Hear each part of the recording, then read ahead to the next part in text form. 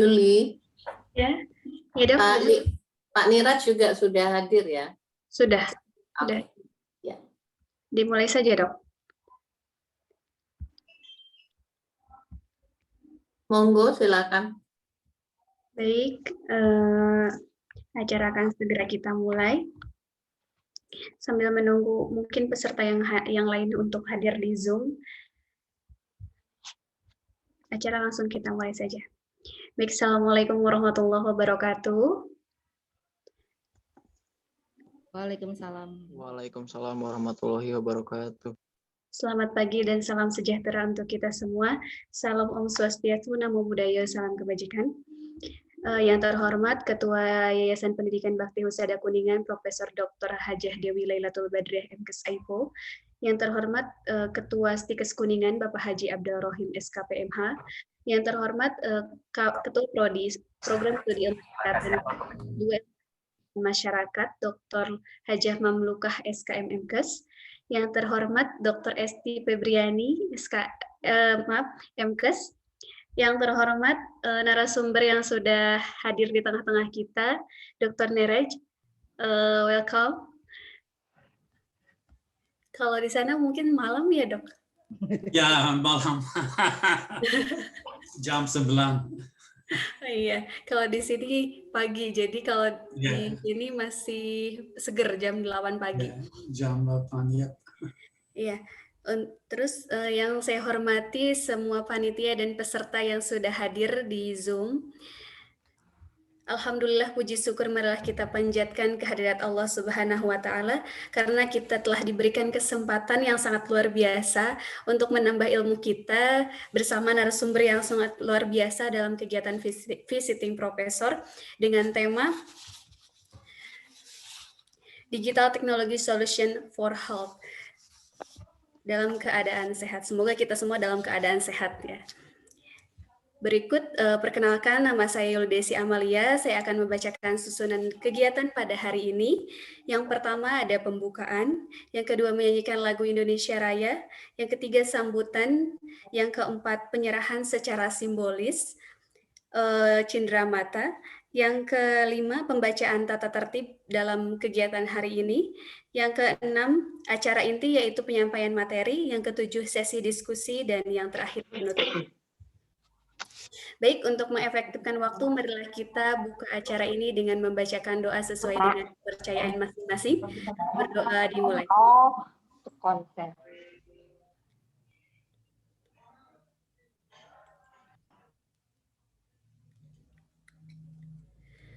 Berdoa selesai.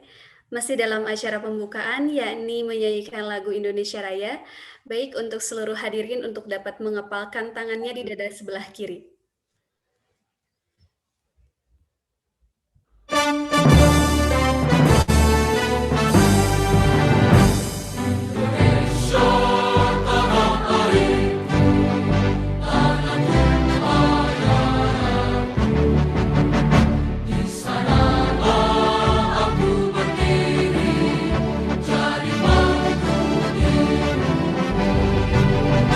Indonesia, bangsa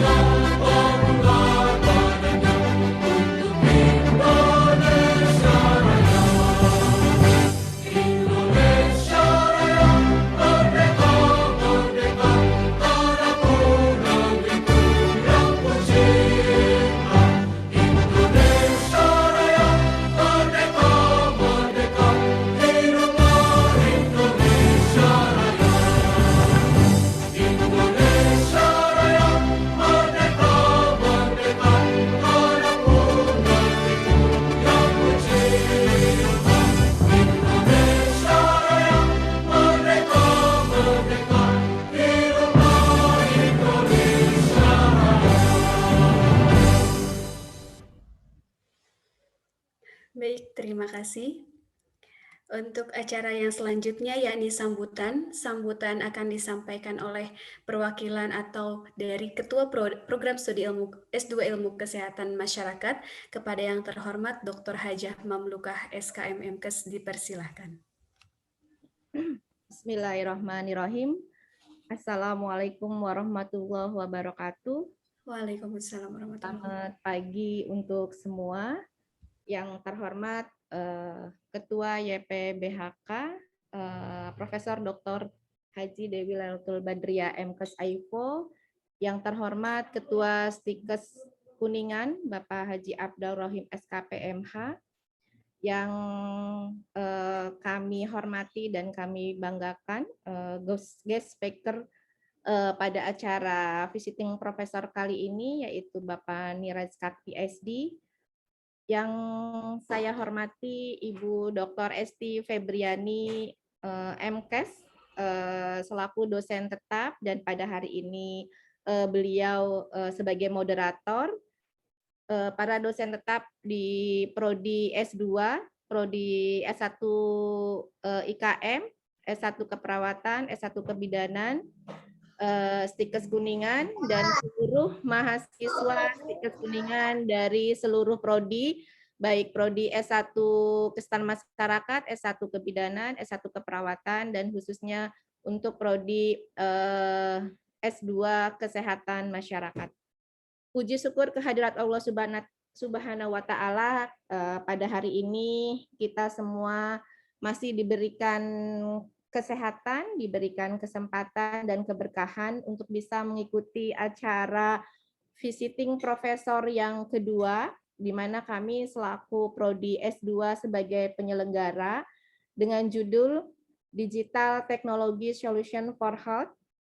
Walaupun melalui virtual, tapi mudah-mudahan apa yang menjadi tujuan kami dari Prodi bisa tercapai dan mempunyai kebermanfaatan yang banyak, tidak hanya bagi prodi kami di S2, tetapi untuk seluruh sivitas akademik di Stikes Kuningan dan seluruh mahasiswa di 7 prodi yang ada di Stikes Kuningan.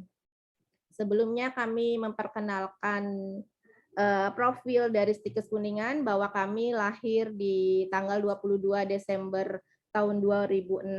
Jadi ini tahun yang ke-16 kami berdiri, di mana kami beralamat di Kabupaten Kuningan, Jawa Barat, dan kami memiliki 7 prodi yang semuanya sudah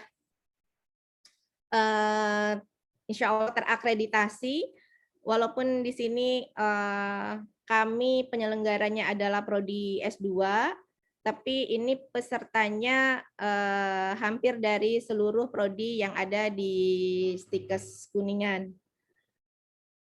Kami mengucapkan banyak terima kasih kepada guest speaker hari ini, yaitu Bapak Niraj Kak PhD, yang mana kami sangat beruntung sekali Bapak bisa memberikan kesempatan berbagi kepada kami, karena beliau selain seorang pengusaha juga seorang inovator dan pemikir strategis, ya, yang sampai hingga ini menjabat sebagai Senior Vice President at University Research, di mana kami sangat yakin beliau punya pengalaman yang sangat luar biasa dan kelasnya sudah mendunia, sudah internasional, karena beliau sudah berhasil membangun hubungan dan kemitraan klien yang kuat dan berdedikasi, yang dibangun atas kepercayaan dan kesejahteraan dengan klien. Semoga apa yang nanti disampaikan beliau itu bisa bermanfaat untuk kita semua, khususnya untuk mahasiswa S2 yang sekarang sedang menyusun tugas akhir, yaitu tesis, baik yang sedang menyusun proposal maupun yang akan melaksanakan penelitian. Semoga ini menjadi banyak tambahan-tambahan yang bisa dilakukan inovasi sehingga meningkatkan secara kualitas di tugas akhir. Kami mohon maaf apabila banyak kekurangan dalam acara visiting professor yang kedua kali ini karena kami punya banyak keterbatasan dan ini juga melalui virtual. Mudah-mudahan sinyalnya semua terkoneksi dengan baik sehingga tidak ada kendala.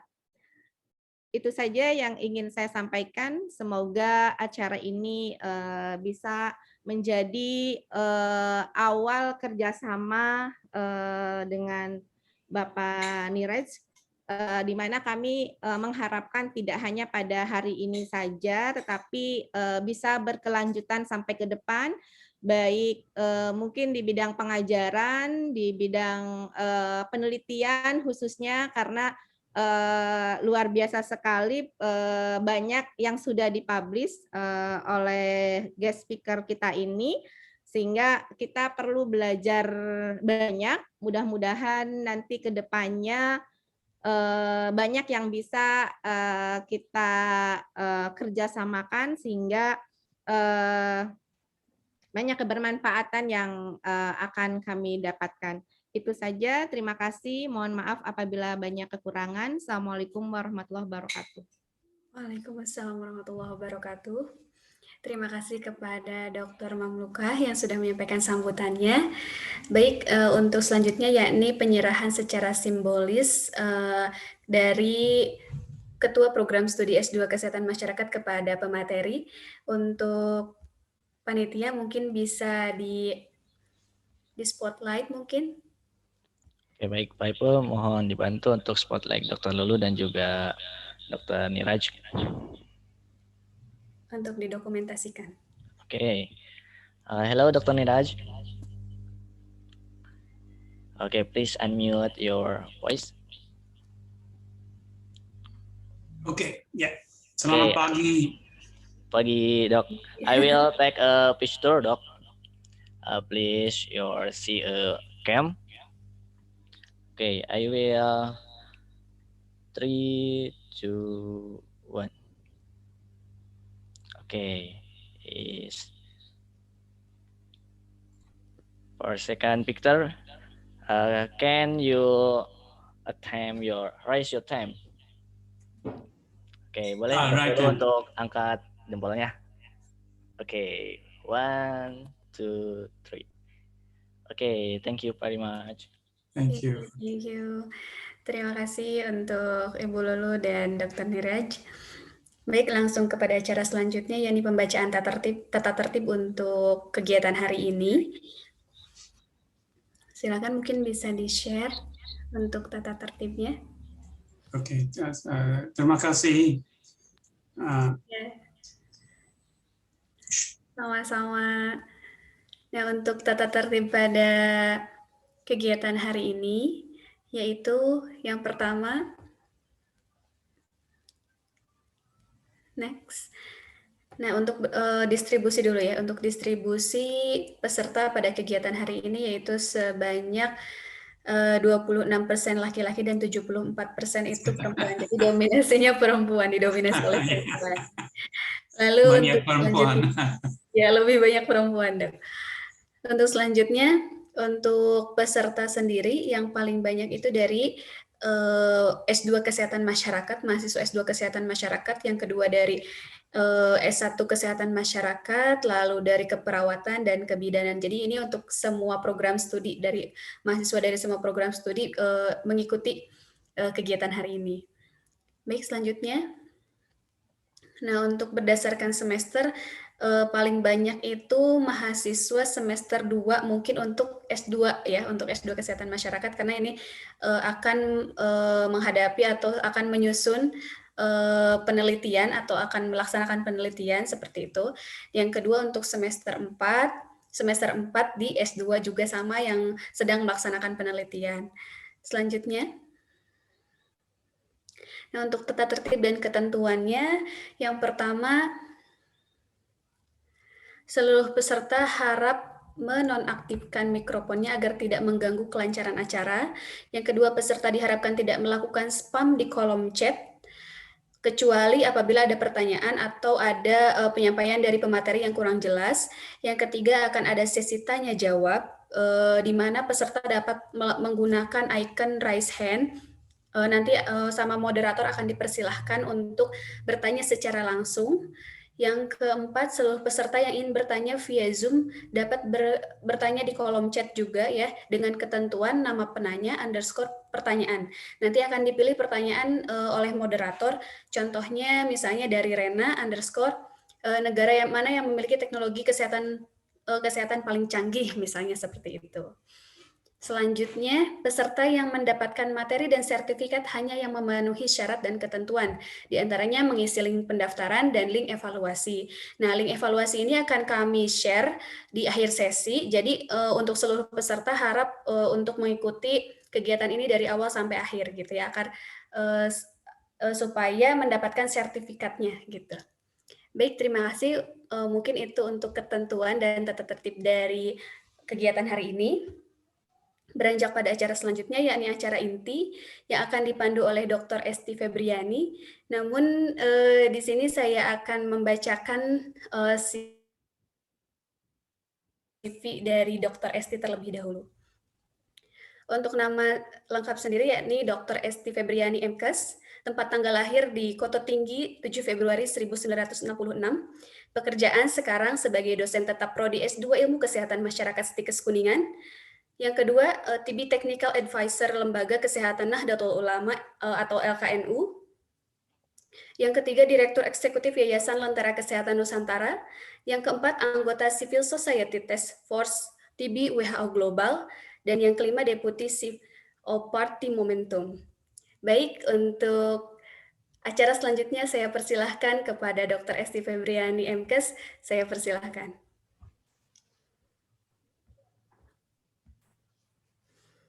Ya, selamat pagi. Terima kasih Yuli atas Pagi. selamat pagi Pak Niraj. Ya, terima kasih semuanya para dosen dari yayasan dan juga mahasiswa yang sudah bergabung, dan juga tentu khususnya kepada Pak Niraj yang sudah meluangkan waktunya. Thanks for your time and also your willingness to join with us. And yeah, because it has been a very long time we are not see each other. Ya, jadi kita ini sudah tidak ketemu before pandemic, right, Pak Niraj? Yeah. Yes. Hampir 2 tahun. Hampir 2 tahun. Biasanya saya dengan Pak Niraj ini bertemu hampir setiap tahun, ya. Apakah itu di Indonesia dan juga di conference, ya. Nah, ini kita sudah tidak bertemu hampir 2 tahun. So I think this a good opportunity for both of us to meet again and start discussion about the digital technology.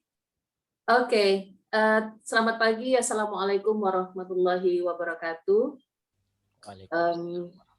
Sekali lagi terima kasih untuk semua mahasiswa dan juga dosen dan juga pihak yayasan yang sudah memberikan waktu.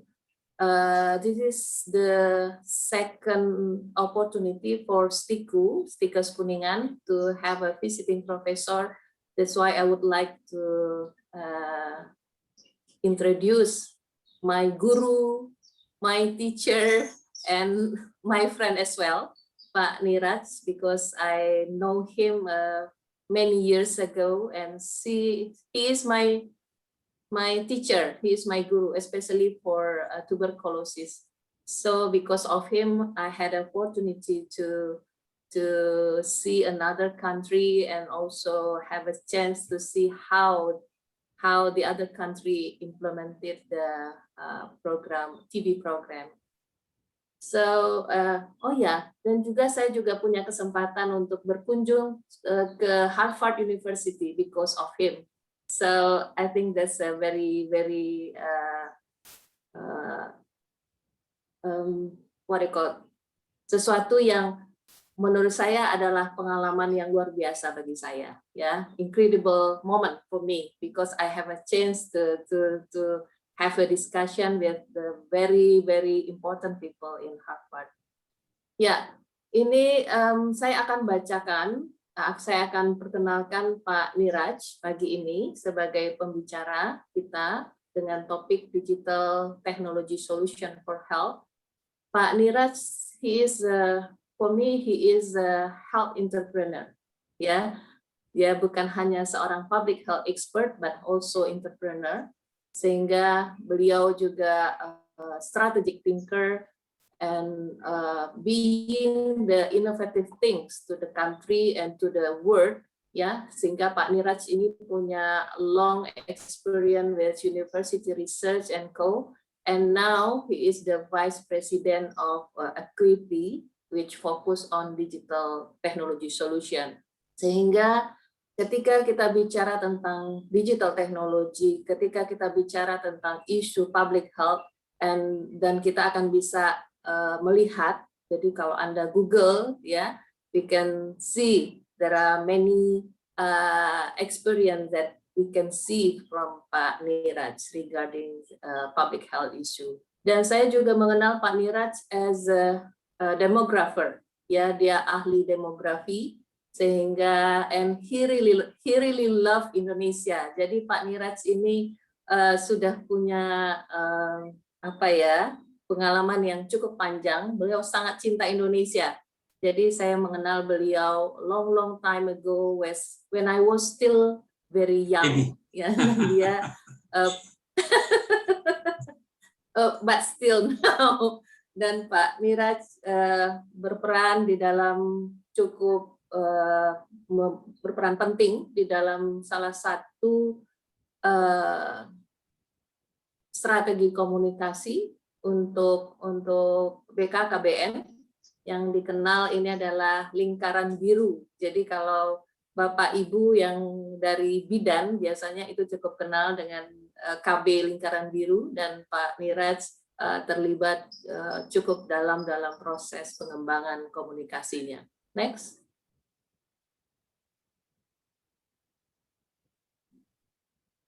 Wildan, next. Oke, sudah Dok. Ya, Next. jadi untuk negara, saya tuh sampai nggak tahu mau nyebutkan apa negara yang sudah dikunjungi Pak Niraj. Jadi Pak Niraj itu, I don't know how many country you already visited in your life.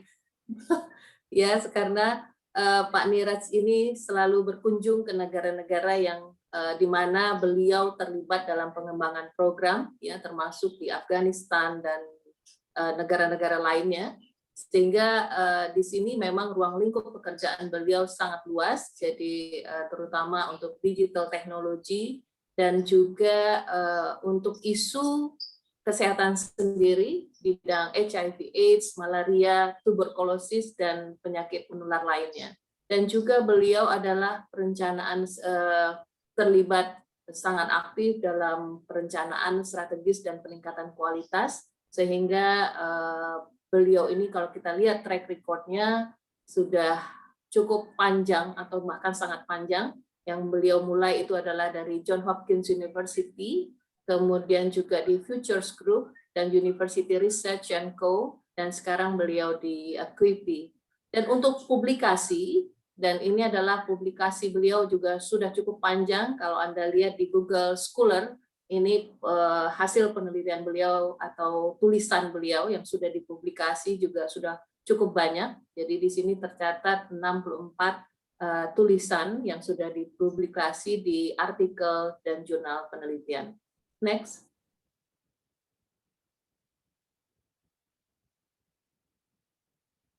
Ya, Pak Niraj, I'm so proud. This is it just published our article about empowering health others. Can you send it to us? Finally, yeah. Can you send it to us? Just published. Yeah, I will send it to Imran, you. can you take a picture of the screenshot? Okay. Can you take a screenshot? Yeah. Yeah. Just a minute. Just a minute. Well done. Oke. Okay. Done. Yeah, so I'm so proud to let you know that this is just public on this May. So this is just public right now. So Anda semua juga silahkan akses artikel ini terkait dengan hasil penelitian yang merupakan disertasi saya sendiri sebenarnya ini mengenai empowering health cadres to support drug resistant tuberculosis ya di RTD patient to enroll in treatment. Ini dipublish di Jurnal Kesehatan Masyarakat UI. Ini Scopus 1, Pak Niraj. So I'm so proud to show you how we can work together. This is one of the result of our collaboration. Ya, demikian Bapak, Ibu, dan para mahasiswa semua yang saya bisa sampaikan, karena saya kalau cerita tentang bagaimana saya dengan Pak Niraj, ini akan makan waktu panjang ya. Because we work a very long time, and jadi saya belajar banyak dari Pak Niraj. Pak Niraj, now it's your time, dan saya sudah bilang ke mahasiswa, I just challenge the students that I will ask 3 of them to raise the question directly, and I will give a gift for them. Ya, jadi untuk mahasiswa, saya challenge Anda, saya beri tantangan ke Anda. Jadi silahkan bertanya ke Pak Niraj di dalam bahasa Inggris. Jadi siapa yang berani dalam bahasa Inggris bertanya ke Pak Niraj, saya akan siapkan 3 hadiah, dan tolong nanti Wildan dicatat ya siapa saja penanya. Secara langsung ya Dok ya, jangan lewat chat ya. Ya, jadi raise your hand and langsung ajukan pertanyaan. Pak Niraj, something that I want to say you, right now stickers already have more than 1,000 students. So they have 7 program, and now we already have a master degree for public health. So I think later on we can discuss about how we can collaborate in the future, and this is only the initial step for us to work together. Yeah, okay, Pak Niraj, now it's your time. Ya, so Pak Niraj ini bisa bilang insya Allah, assalamualaikum, dan juga and he really love nasi Padang, he love nasi bungkus ya Pak Niraj. So if you come to Indonesia, I will bring you to Kuningan. Nasi bungkus, yeah, that's the and we can enjoy nasi bungkus. Okay, Pak Niraj, this now is your time, and you have around 45 minutes, and after that we can continue this discussion. Yeah, time is yours, Pak Niraj. Thank you. Thank you, Dr. Esti. Thank you, the senior leadership of Esti Sekolah Tinggi Kesehatan Kuningan. Saya dulu tinggal di Kuningan sekitar 30 tahun lalu waktu saya kerja dengan BKKBN. Saya tinggal di Jakarta untuk 4-5 tahun. So Jakarta, Indonesia is very close to me. Yeah. Pak Niraj, this is other Kuningan, Pak Niraj. This is Kuningan at West Java, not Kuningan in that's Jakarta. what I was wondering. Okay, so it's not Kuningan. No, You got me. It's quite far from Jakarta. So is it close to Bandung or where? Yes, close to Bandung. Okay, well, Yeah. Bandung was my second home. Anyway, I really appreciate your invitation. I think as everyone has raised the issues about the future possibilities, I think public health is gaining a lot of importance. COVID has shown us that this world is very small. You know, today you have COVID in China, in about a week it's in the US, then after a few weeks it's somewhere else. So I think there are a lot of public health issues that we need to work collectively and collaboratively. So anyway, I'm going to put up my presentation on screen, so give me a second.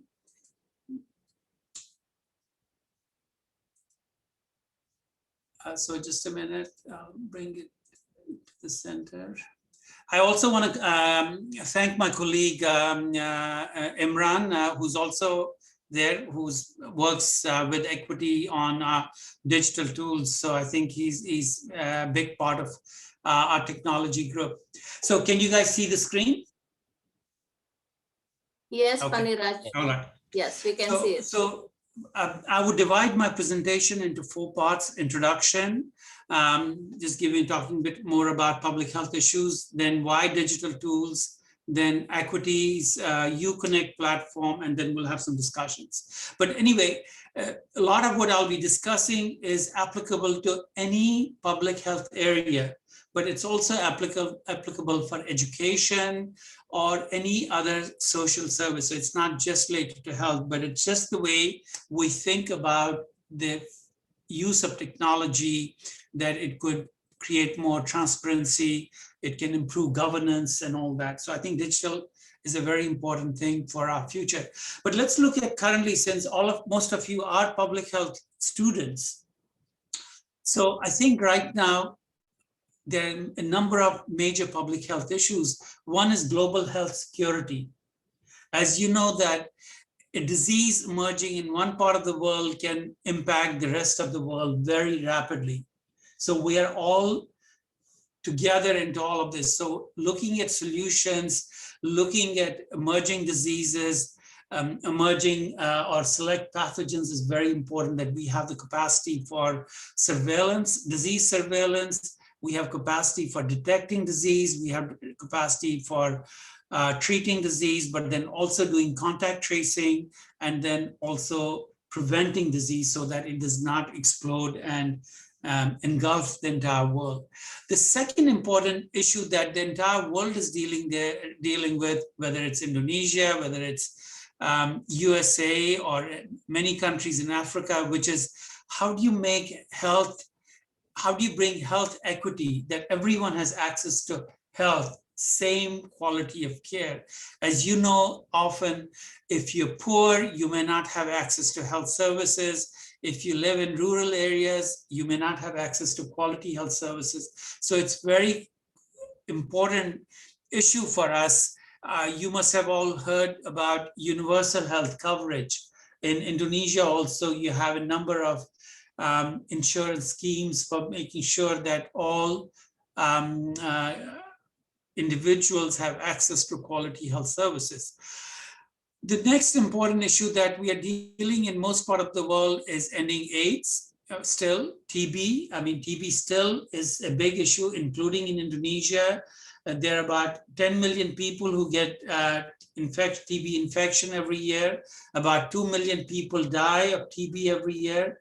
So TB remains a big issue. Malaria, we made a lot of improvements, but still malaria is a big issue in many parts of Eastern Indonesia. It's still a big issue in Africa. It's an issue in other countries in South Asia, Southeast Asia. Another important issue is combating drug resistance. As you know that there's a big issue of antimicrobial resistance. People are becoming resistant to antibiotics. Partly it's because we, in the animal side, we're giving a lot of antibiotics for cattle, for beef industry, so that they grow faster, or poultry. But the challenge there is it is reducing the resistance to many of the available compounds that we have to fight certain disease. So that's a big issue for us. I think one of the issues that COVID has shown us is the issue of mental health. Mental health is becoming an important issue. Mental health for healthcare workers, but also mental health for people. People have been, in many parts of the world, disconnected. They have not been able to go out. But in general, there's also urbanization brings its own challenges with mental health. So in many countries, we see rising rates of suicide. We see drug abuse. So there are a lot of issues there. And then also an important issue is non-communicable diseases. Diseases like TB, cancer, cardiovascular diseases. So those are also big issues for us around the world. Then cutting all of these are issues related to health governance. And this is where technology plays a big role. I mean, technology plays a role in all of the other issues, but if you have technology, you can have data in real time. You know what is working, what's not working. You can make health systems more accountable if you have right information at right time. And now we're talking about information in real time. Then also, if you have information, how do you share it with people? Communities should understand the information. Managers, policymakers need to get hold of that information. Program management is also very important. How well are we running programs? And then community engagement. So this is a kind of overall perspective about what are the issues. Doesn't matter whether you're in Indonesia, whether you are in Philippines or any other part of the world, we are dealing with very similar issues everywhere. Now, the only difference is in some places you have a lot of resources, they can deal with them, but still these issues remain. Like in the US, we have a big issue with overdosing, substance abuse. People are taking meth or other drugs. A lot of them get overdosed, and it's cuts across all types of people. But partly it's again, people are, there are issues about jobs, there are issues of insecurity, there are issues of mental health and all that. So I think these are the things. But with all of these, digital tools or digital technologies become an important element. Now, if we look at effect of growing digitization on the health sector, I know that even Indonesia is moving in a big way into digital tools. I mean, they're using it for education, health, and everything else.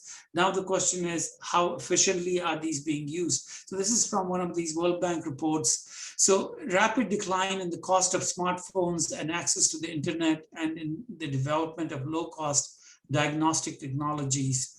So if you look at it now, you can, in old days, we had analog X-ray machines. You'll take a film, then you'll go to a doctor or a radiologist, they'll read it and they'll say, oh, this person has this condition or that condition. But now you can have a digital X-ray machine. It could be portable, like a small thing, or it could be a big thing, but the digital X-ray takes a shot, and the machine itself, using artificial intelligence, can analyze whether there are abnormalities in the lungs and whether those abnormalities reflect some kind of lung disease. So you can already see where things are, and it's all done by, we say, artificial intelligence or machine learning. In fact, my colleague Imran, who's also on this call, he's developing a tool for dentists so that when they take X-rays, they can also automatically look at the conditions of the cavities or other things that are happening in your gums and all that. So how do you automate using machine learning, using algorithms based on artificial intelligence? So, I mean, there's a lot of stuff going on, but partly it's because of, smartphones have changed the world. Access to 3G, 4G, or 5G now, countries are implementing 5G technology, so that is changing everything. Development of smartphone applications that link information on symptoms and diagnostic indicators to advice on treatment. Emergence of business models that enable information platforms to link to suppliers of goods such as drugs at scale. So I was just recently working with a group on a proposal to WHO UNITAID on looking at it. How do we introduce new diagnostic tools?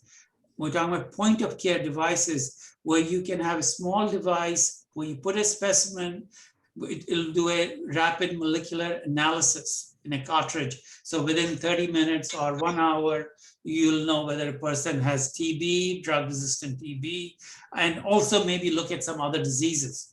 It could be COVID, could be some other things. So we're looking at, in the next 5 years, there are going to be amazing technologies that will become a lot more cheaper. So we need to understand how those would impact our daily practice.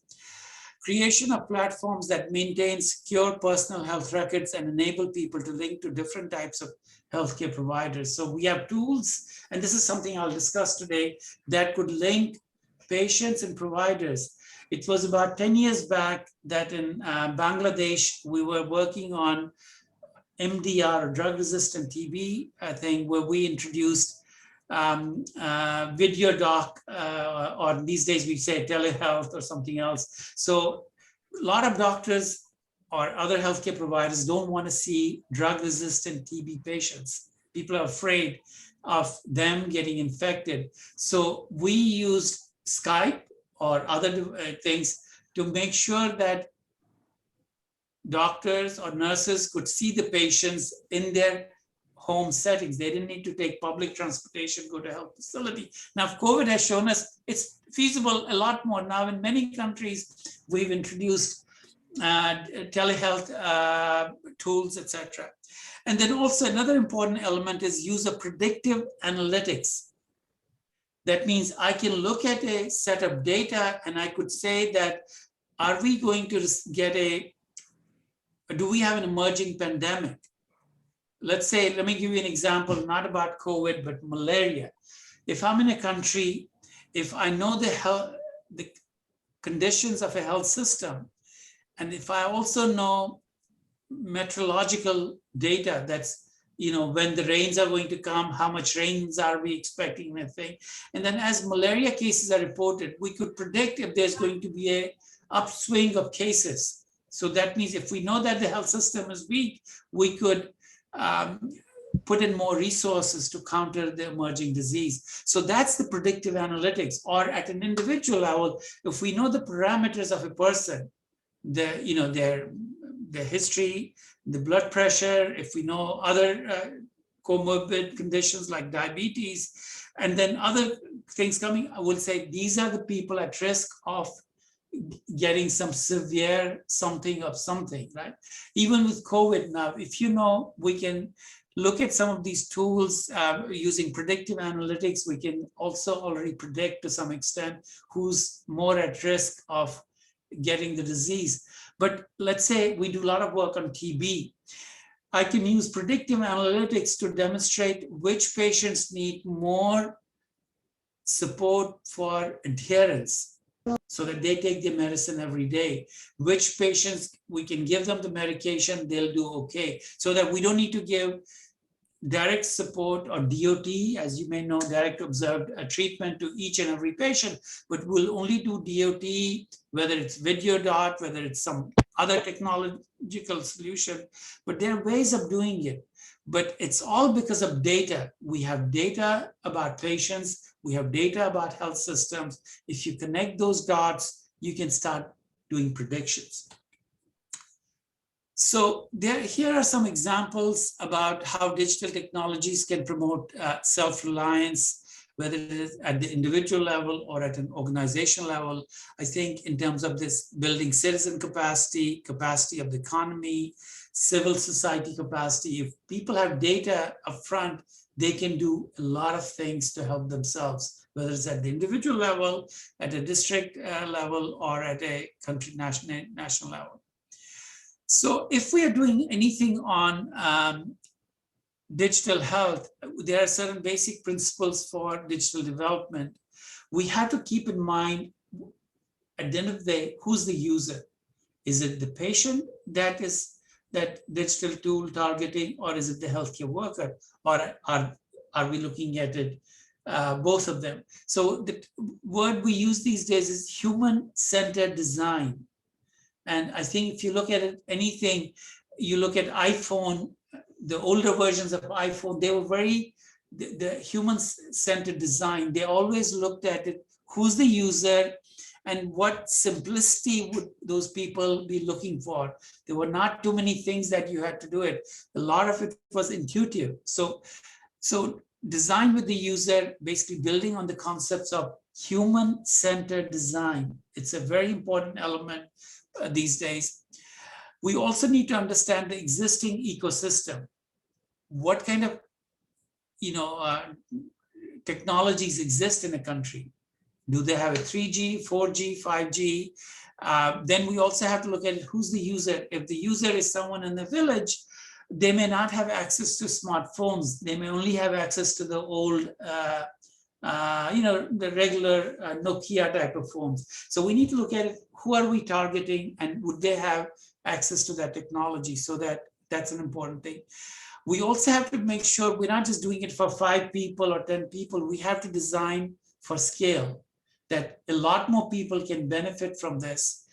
We have to build sustainability so that if we come up with a new idea, that idea can sustain. So it's not after 6 months or a year of the a donor group, whether it's USAID or even a national donor, if they pull out their financial support, it'll all collapse. So we need to think about it. How do you build sustainabilities? So how do you engage communities?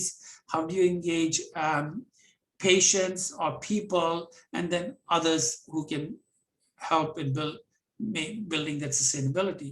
In fact, when I was working with Ibu Esti with NU, we were always looking at it, NU with a population of 60, coverage of 60 million people.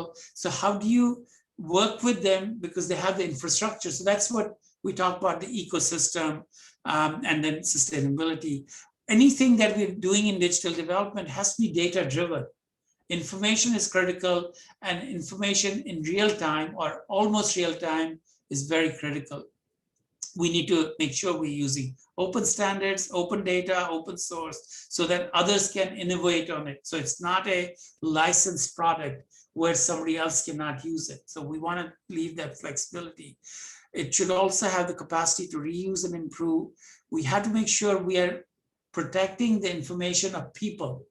As you know, these days, there are all kinds of scams. They call you and say, give me your username, password, or they break into a server, steal your passwords or your information. So we need to make sure we're building into our digital tools privacy as well as security.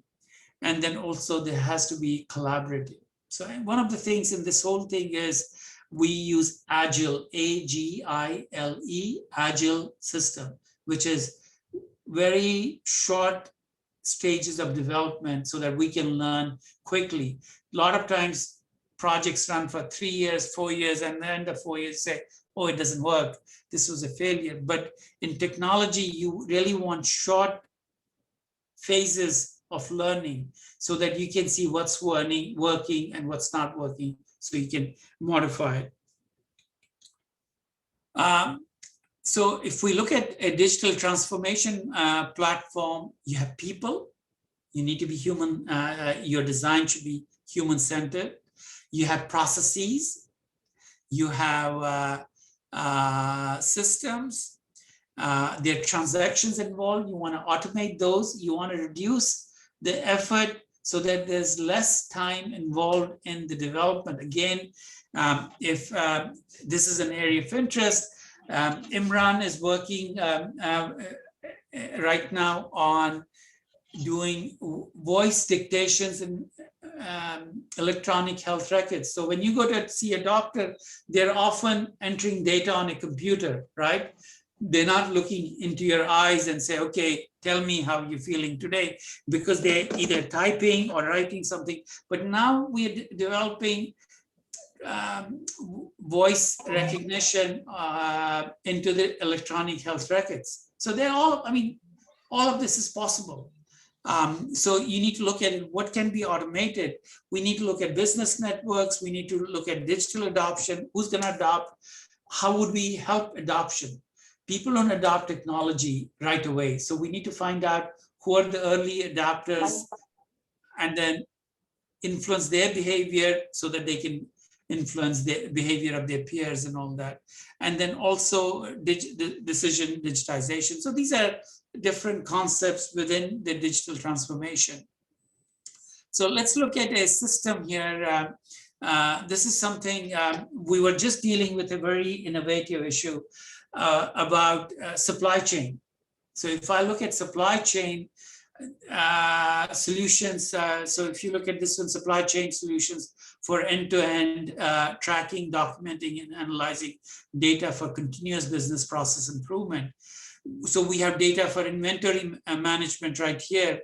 We're using Internet of Things. So these days you have these little identifiable chips that you can put on a product. If you scan it, so you know where the product is or what stage it has moved through, so that we can capture information. So we're looking at it using these chips to look at it. Let's say if we are shipping something that has to maintain certain level of humidity or a certain level of heat, it could send signals automatically. So you don't need to go and check every now and then because it's all connected. So we call it IoT, Internet of Things. We have supplier databases, applications. We have customer satisfaction surveys, data related to supply chain. There's, as I talked about, machine learning or artificial intelligence, so that we can then automate a lot of these systems. You don't need to think because machines are recognizing patterns. So that's the future.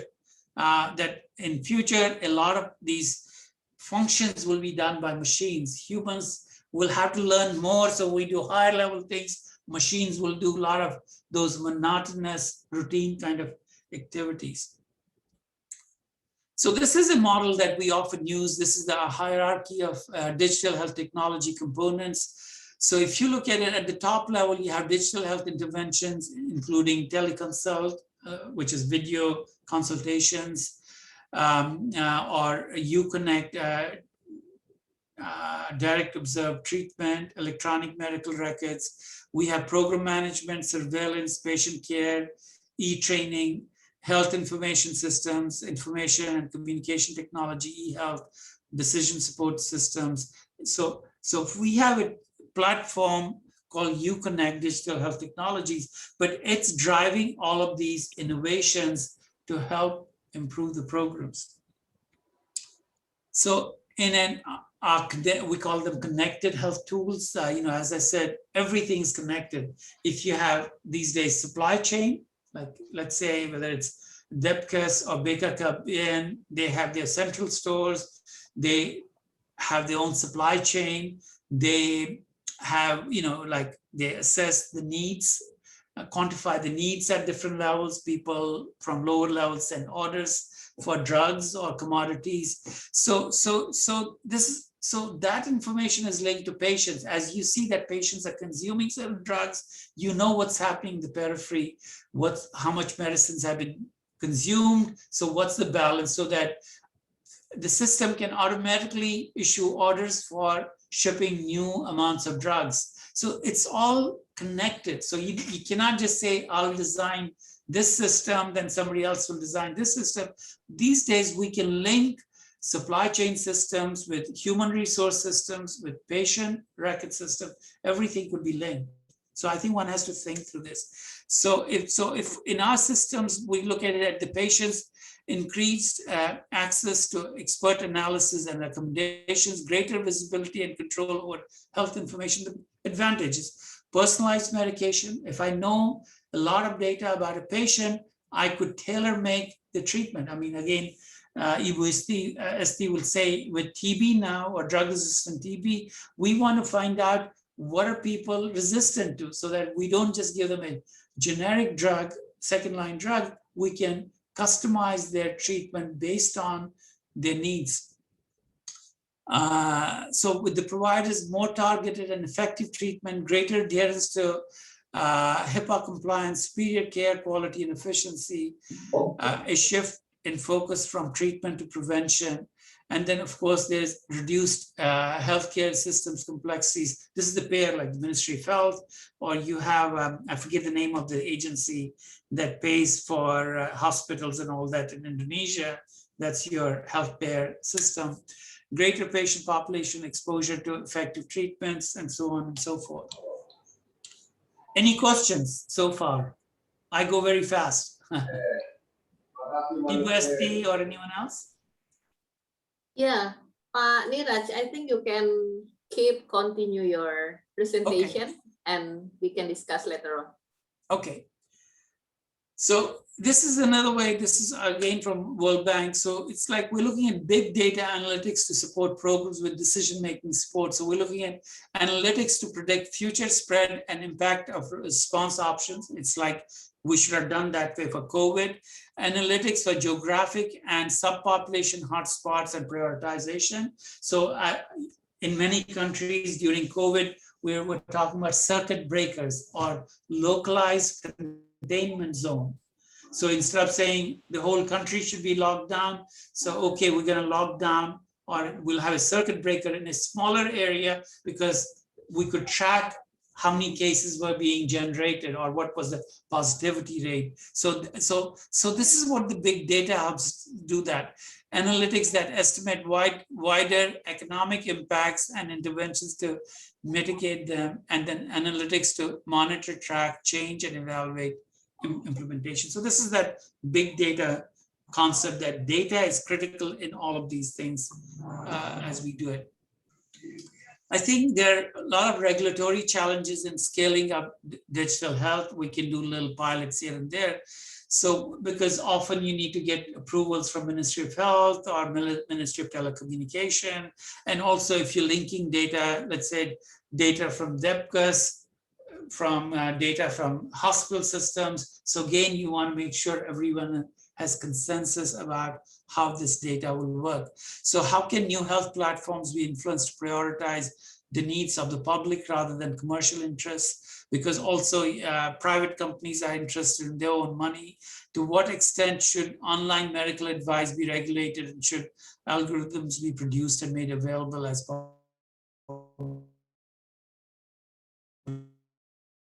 goods?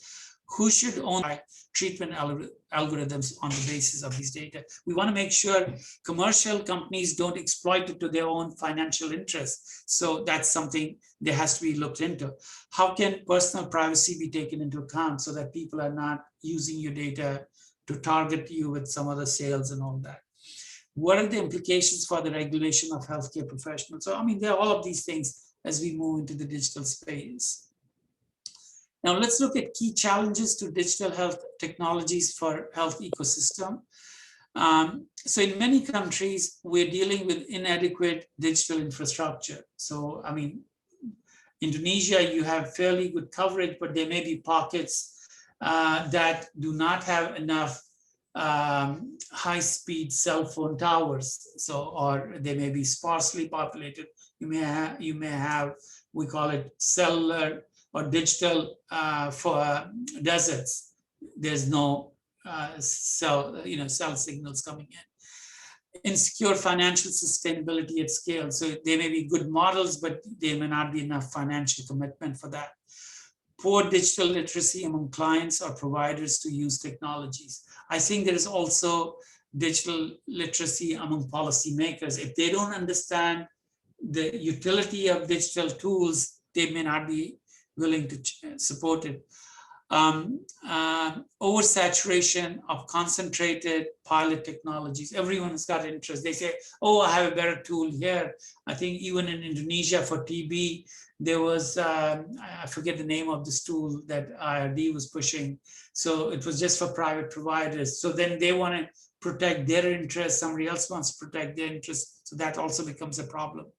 Digital solutions do not integrate well into current model of care delivery because it's afterthought. We need to think about it. How do we, while we change the care delivery, but then also say, how would digital tools support it?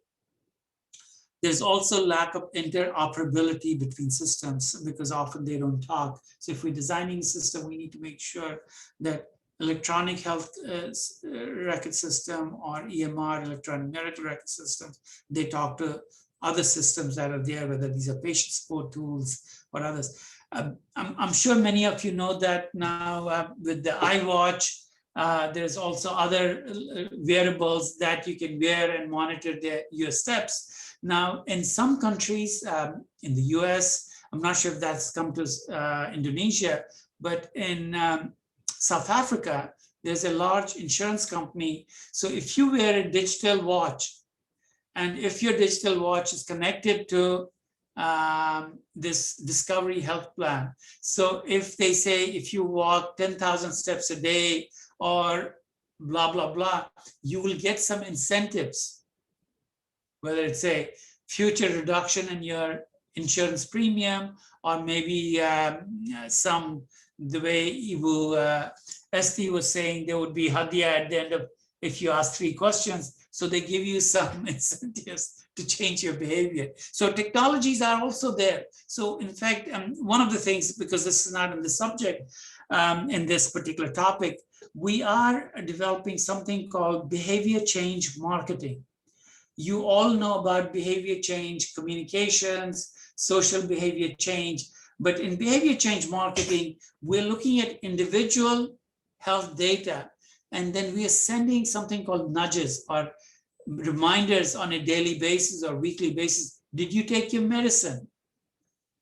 In our old model, when I was working in Indonesia or in many other countries, we used to have these big poster boards. So we'll go to a village, desa, get all the clients together and say, this is this, and then go through lines. No, that's history.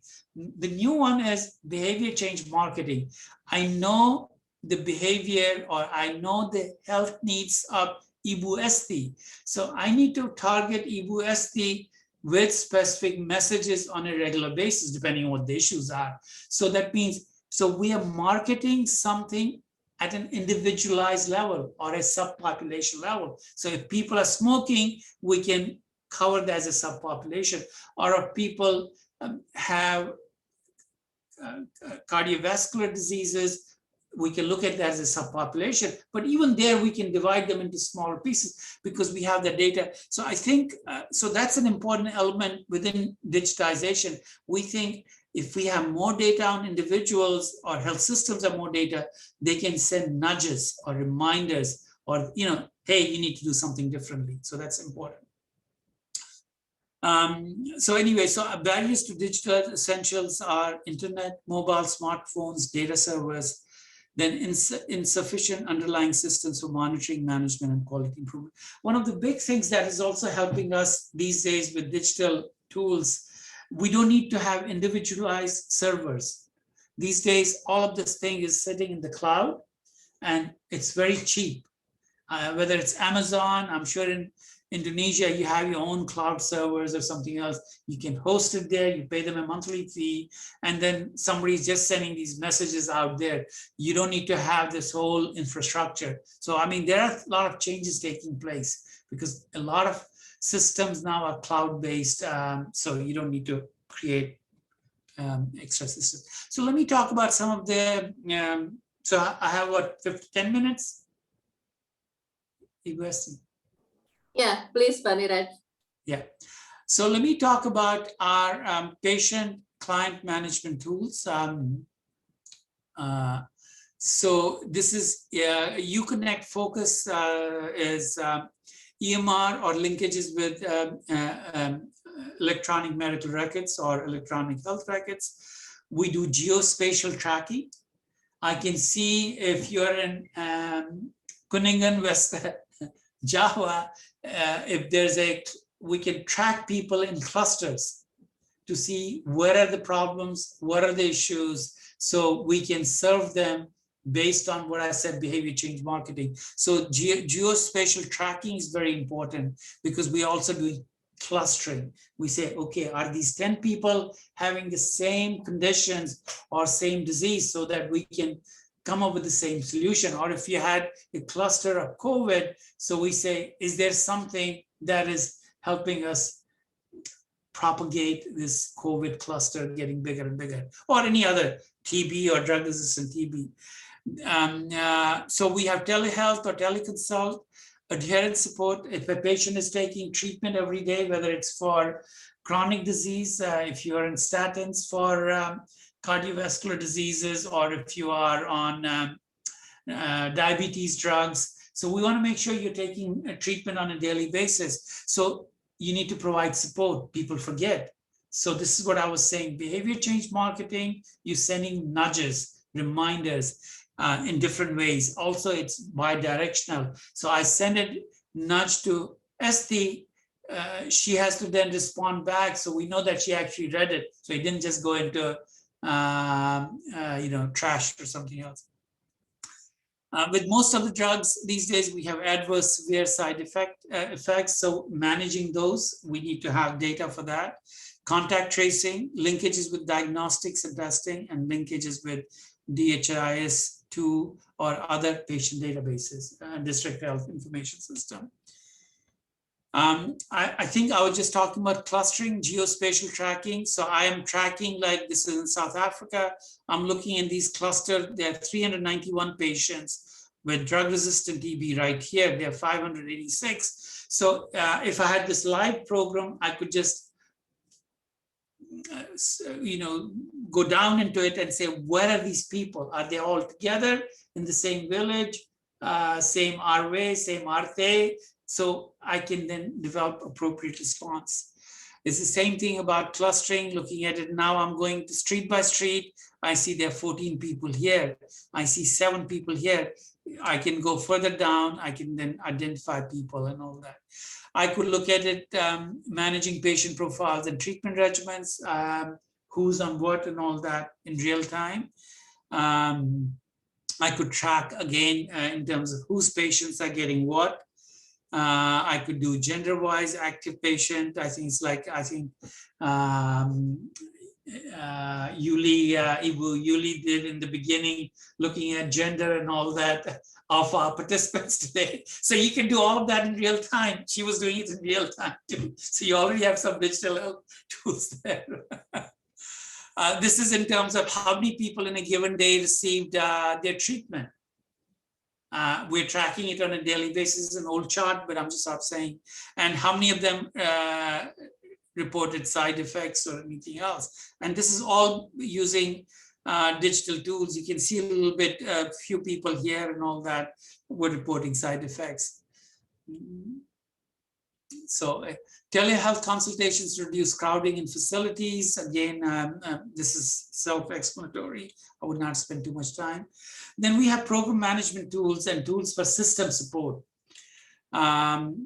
So this is a capacity of health system at facility and community level to respond to patient needs and comprehensively.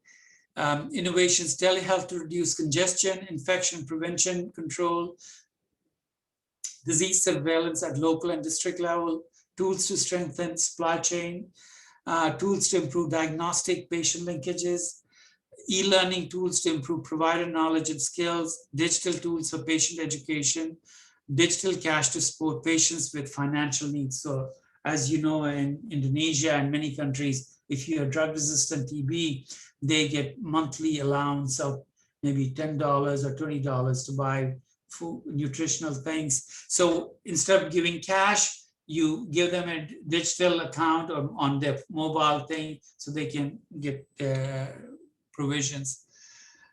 So we have a lot of tools that we have developed for facility readiness and periodic evaluation. We have developed some survey and assessment tools. We have an e-supervision tool. And when we say e-supervision, when somebody says they're going out to the field for supervising people, how do you know they actually went there? They may have been just sitting at home and filling up forms and say, yeah, we've already done it. But now with digital tools, we know if they were on a road. It's again, they may give their phone to someone else and they say, yeah, they were there. But we call it geofencing. We can see the area, or we can set up an area where a person has to go to make a visit, field visit. So we know where the supervisor was. And then when the supervisor goes to a facility on their cell phone, smartphone, or tablet, they have a checklist that they have to complete.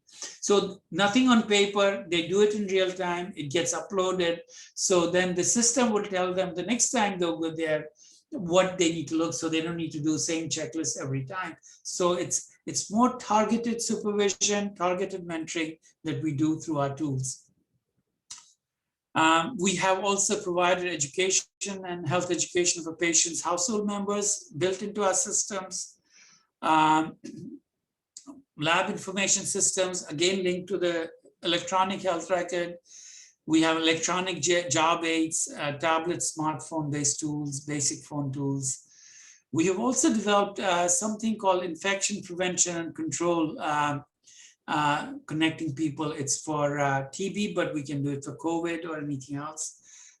So it has incident reporting tool, facility assessment tool, infection prevention control guidelines, case-specific query. If somebody wants to know in the field about something, they log into this website or this app and they can get information. They get push notifications if there's a new guideline on something you want to communicate, you can do that. We also introduced something called CO2 level monitoring, not an issue in Indonesia because it's a tropical climate, but in temperate climates where people in winter close the windows and all that, we want to make sure people are aware of if there's a very high level of CO2 in the ambient air. That means if people have any kind of diseases, respiratory diseases, they can spread it to other people in the room, because in a way CO2 becomes a proxy for dirty air and all that. So we've developed all of these things. We have dashboards, we have tools for contact tracings and all that. So digital health benefits, it enhances provider efficiency and effectiveness, it enhances capacity of decentralized provision of specialized care, real-time access to patient information, thereby reducing missed opportunities, improve patient outcomes through improved provider compliance with critical actions.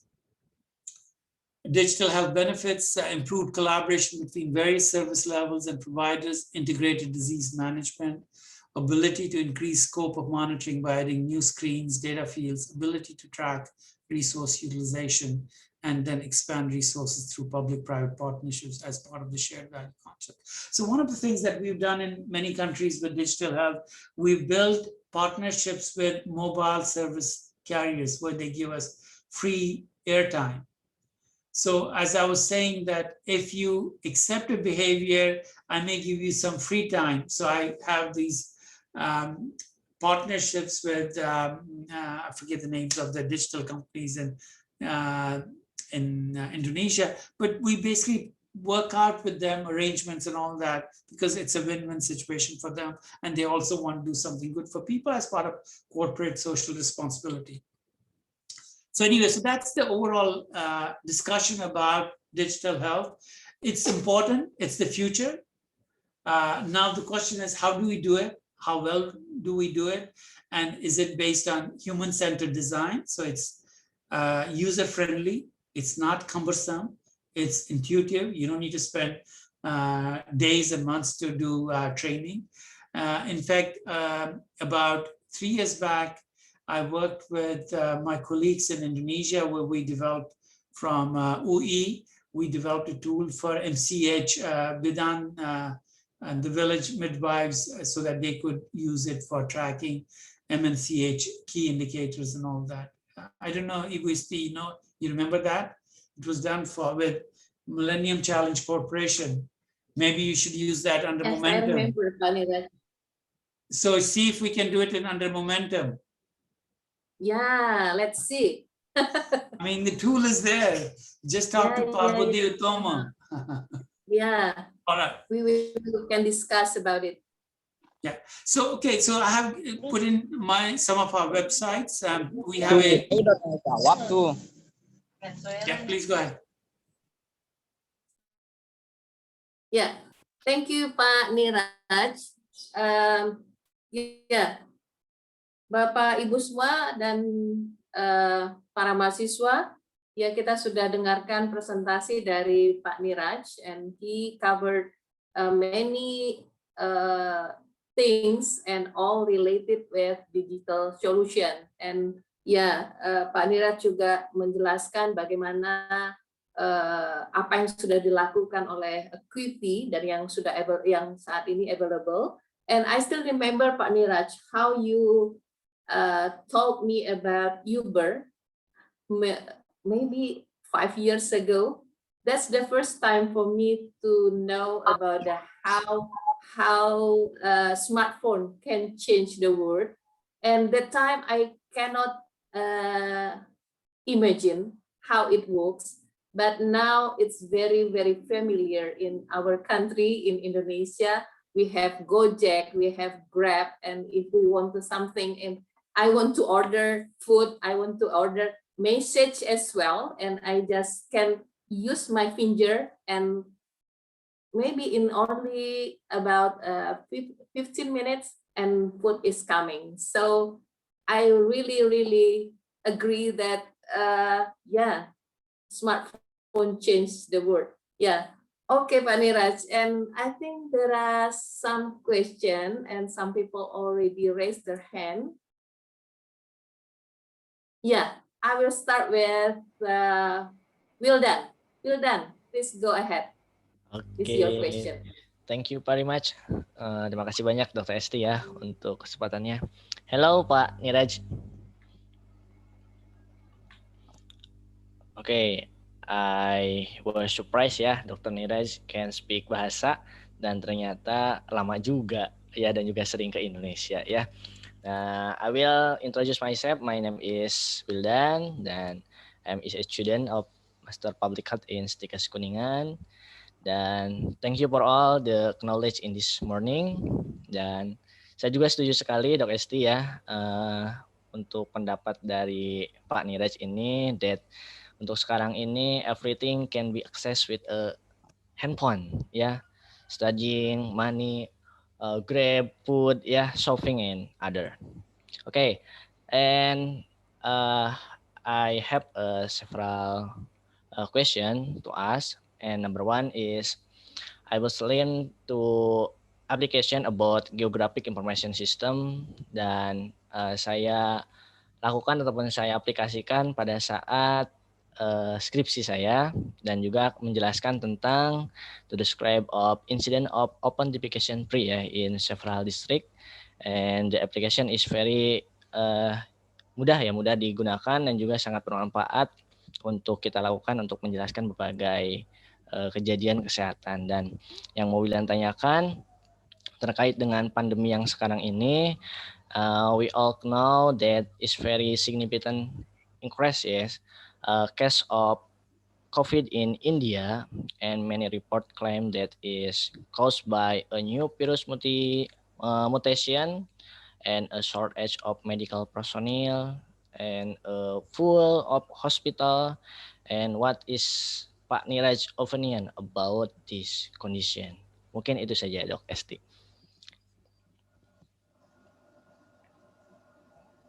Yeah, thank you, Wildan. Did you get the question, Pak Niraj?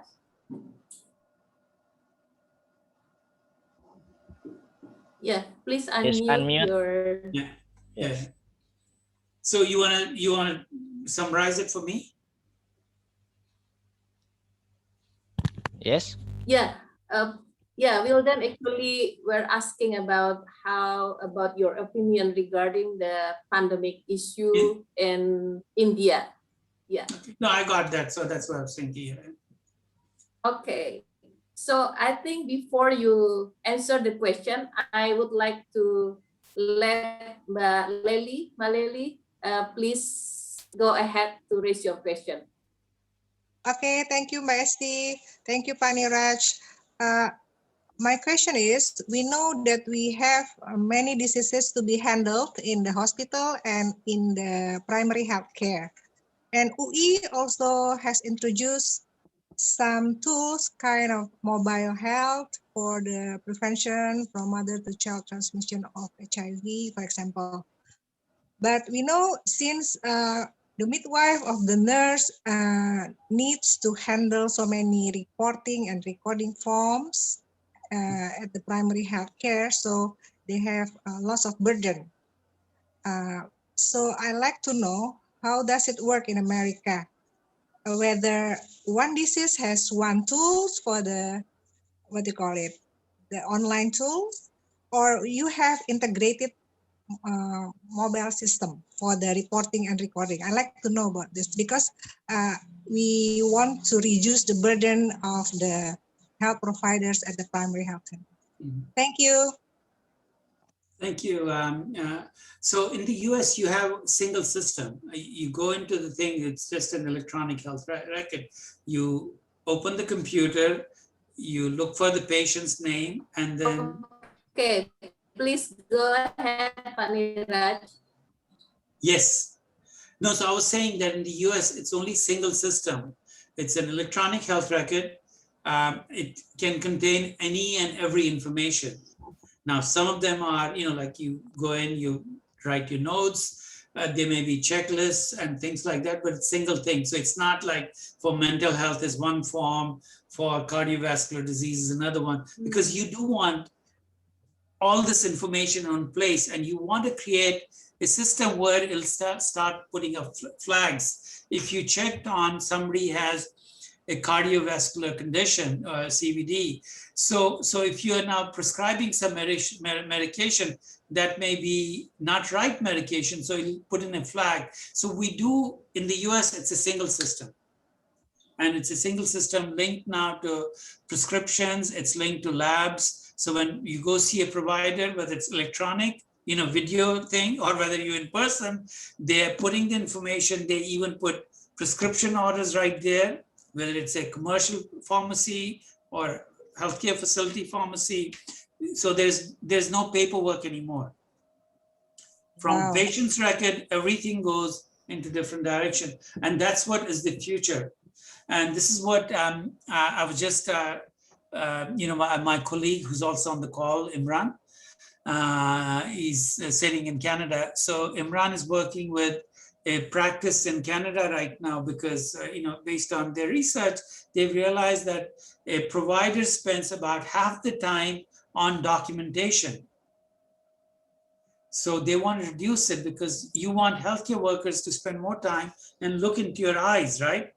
Not just be on the computer. So then, but because I often go see my doctor, and they're spending more time putting information on the computer because they have the terminal and all that. So we are now looking at it, do we integrate voice dictation? So that means, again, the technologies already exist there. In fact, both Amazon and Microsoft have their own platforms for electronic medical records. So we are looking at adapting those. I think the challenge is in developing countries, you have different interest groups. MCH have their own little thing, so they have their registers and all that. Then immunization has its own registers. Then, so I think that creates a lot more burden, even for analysis. So we think countries should move into more of an electronic medical record system where possible. So it may be gradual, but eventually countries in the next 3 to 5 years should be looking into moving into it. Because now people may say that it'll cost them more money to digitize patient data, but in the long run, it'll save them because, people get more accurate care, more timely care. And as I said, we could then use, if the data was all electronic, we can use it for behavior change marketing, because individuals or a class of individuals with similar health conditions, so you can push messages, you can interact with them at a much more reasonable cost. Thank you, Pani Raj.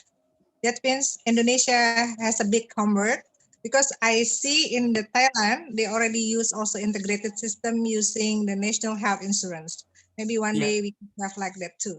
Thank you, Pani Raj. Terima kasih. Yeah, thank you, Mbak Lely. Pak Niraj, I just want to continue the question from Mbak Lely. How about the regulation in US if we want to develop the digital application? Because right now in our country, there is no clear regulation. Every department can develop their own system. That's why now the integrated is one of the big issue here.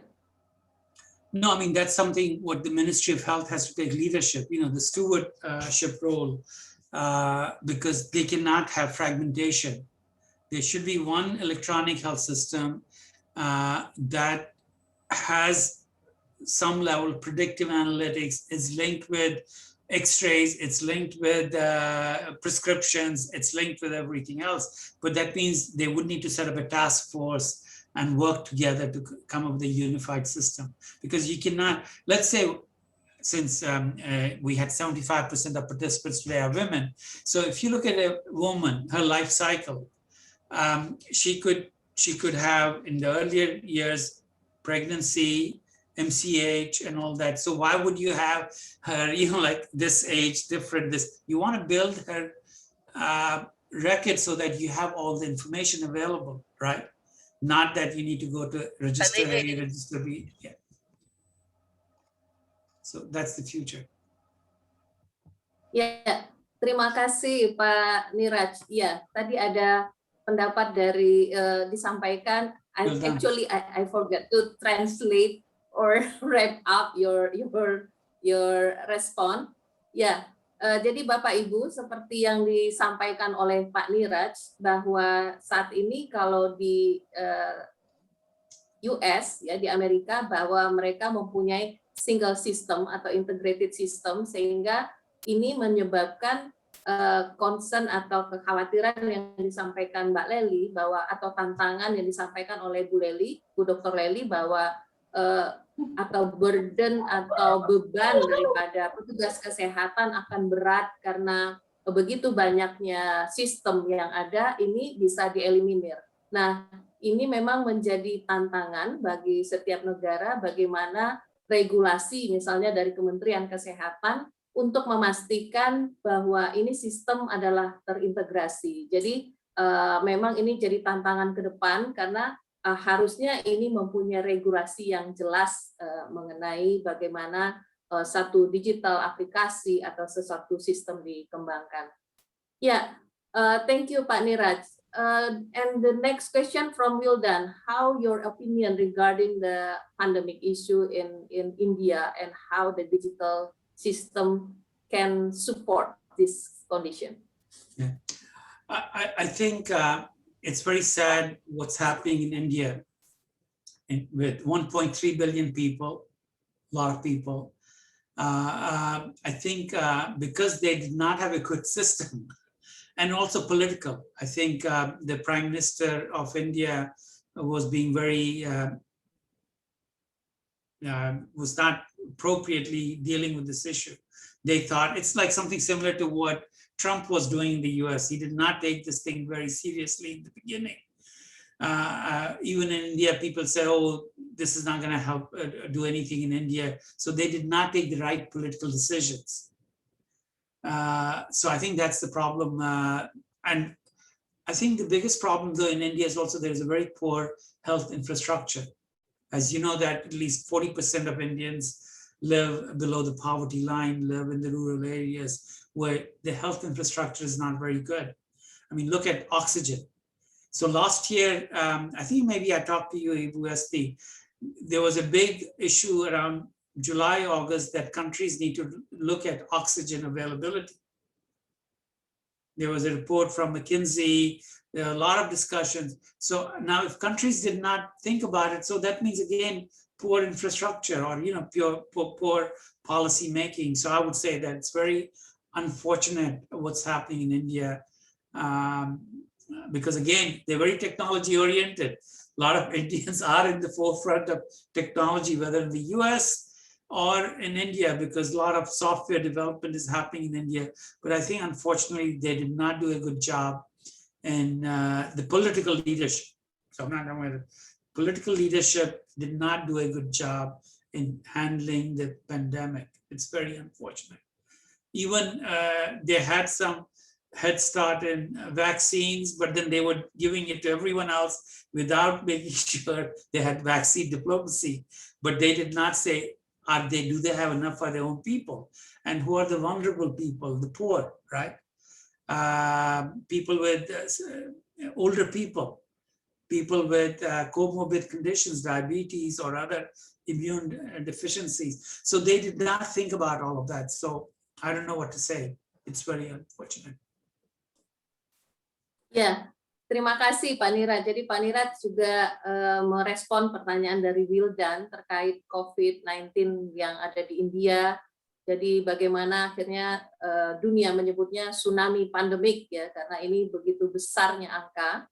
Sehingga yang disampaikan oleh Pak Niraj ini memang situasi ini disebabkan oleh begitu banyak faktor, diantaranya isu politik di India, dan juga bagaimana lemahnya sistem kesehatan dan juga lemahnya infrastruktur, dan tentu juga yang tidak lupa saya juga menambahkan di sini bahwa adalah karena perilaku ya, behavior dari masyarakat yang juga memang sangat perlu diperhatikan bagaimana kepatuhan mereka untuk dengan protokol kesehatan. Ya, terima kasih Pak Niraj dan juga dua penanya Wildan dan Mbak Lely. I will give you a special gift. Ya, ya, silakan jika masih ada yang ingin menanyakan. Satu Ini penanya ada dan juga Bu ya, Sinta udah raise hand, Bu. silakan Bu Sinta. Thank you very much. Good morning, Mr. Niraj. Let me introduce myself. My name is Sinta Risnawati. I am UST student in STIKU. I want to ask you about, like you said, that one of improving health governance is community engagement. I want to ask your opinion about how can we make community engagement to end the disease such as TB, HIV/AIDS, or even COVID-19. According to digital technology these days, how can we face this in middle or even lower society? Because in our district, in Kuningan district, there are so many people as a middle or even society. They have to struggle with their lives. They don't even have any smartphone or internet access. So how can we deal with digital technology like you said? Is it the obligation for them to have to do digital technology, or the capability to capable to use the digital technology just for we as hard health workers? What do you think about it? Thank you. So I think if you look at digital technology, you have to look at digital technologies on a continuum. For some things, it's engaging patients. Now, if I'm coming to Puskas or to a higher level hospital, I could have an electronic medical record. Now, I may not have a smartphone, but I may have a old phone, feature phone. So I could send messages on that too. Right. So again, we need to look at it. That's why I said it has to be human-centered design. We need to look at it. Who's it for? But so, and also I think, like in any society, you have some who have access to technology, some who may not. So that means you come up with a differentiated model. For those who have it, let's focus on that. And that means you'll have some savings there. Then those who do not have it, then you say, okay, how do I reach those people, right? But if you say, because these people don't have it, we don't do it at all, you're just delaying it. Because as you know that 10 years back, I think Ibu Esti was saying, not everyone had heard about Uber or something. But technology, we say it's leapfrogging, like frog. What do you say, frog? Kodok. Yeah. Kodok. Kodok, yeah. So leapfrogging. So technology, mobile technology has leapfrogged. 30 years back when I was in Jakarta, our phone, landline phone was not working most of the time. Now you don't need the wire. Before, maybe phones were with only maybe 10% of Indonesian population. Now at least 95% of them have some kind of cell phone, right? But even anak-anak juga punya cell phone. So I think the penetration is thing, but there may be pockets where you don't have the right kind of smartphone. But it's not about phones only, but I think it's also how do you collect information about people? How do you process that information? Puskas masses should move towards digitization. They should move towards electronic health records. I went into a clinic in Jawa Barat near Depok about 4 years back with Ibu Hala. You remember that? Were you with me? They had all these registers. They brought all the things. They said we spend most of the time on just entering data from one book to another book. why can't, I mean, Indonesia is a wealthy country now. Why shouldn't they be digitizing a lot of that? So let the Puskesmas data be digitized, right? And also it'll be easier for the National Health Insurance to start reimbursing these clinics, because that means you send the data right away. It can be better audited, right? If you have digital thing, it's audited easily. But if it's paper-based thing, they'll say, oh, what, oh, something went wrong with the book, coffee fell. So you can play the game, right? So I think that's why I said digitization increases transparency, it improves accountability. So I think those are some of the advantages. Ya, terima kasih Pak Niraj. Ibu Sinta, Bu Sinta sekarang kerjanya di puskesmas atau di dinas? Rumah sakit. Rumah sakit ya. Jadi Bu Sinta ini di rumah sakit dan sekarang sedang melanjutkan S2-nya Pak Niraj. She is a student of Master Degree for Public Health. I'm very happy. Ya, jadi komentar Pak Niraj ya, saya jelaskan sedikit bahwa pertanyaan dari Bu Sinta terkait bagaimana nih, karena menurut Bu Sinta ini literasi daripada warga katakan di daerah misalkan di Kuningan ini dianggap belum terlalu baik terkait penggunaan smartphone dan juga ketersediaan smartphone itu sendiri. Nah, bagaimana penggunaan melibatkan masyarakat, engage dengan community, dan untuk dengan kondisi seperti itu, gitu ya, dengan menggunakan digital teknologi. Nah, Pak Niraj menyampaikan bahwa yang kita bayangkan perkembangan digital teknologi ini tadi Pak Niraj mengibaratkan seperti kodok terbang ya. Jadi begitu cepatnya sehingga ini dalam waktu dekat, dalam waktu pendek ini berkembang cukup jauh. Sehingga kalau kita bicara tentang digital technology solution, ini kita bicara tentang keberlanjutannya, bagaimana kita membayangkan nanti ke depannya. Tetapi pada saat yang sama kita juga harus memperhatikan bagaimana pengembangannya itu harus human centered design seperti yang disampaikan Pak Niraj, merancangnya ini sensitif terhadap kondisi masyarakat yang ada.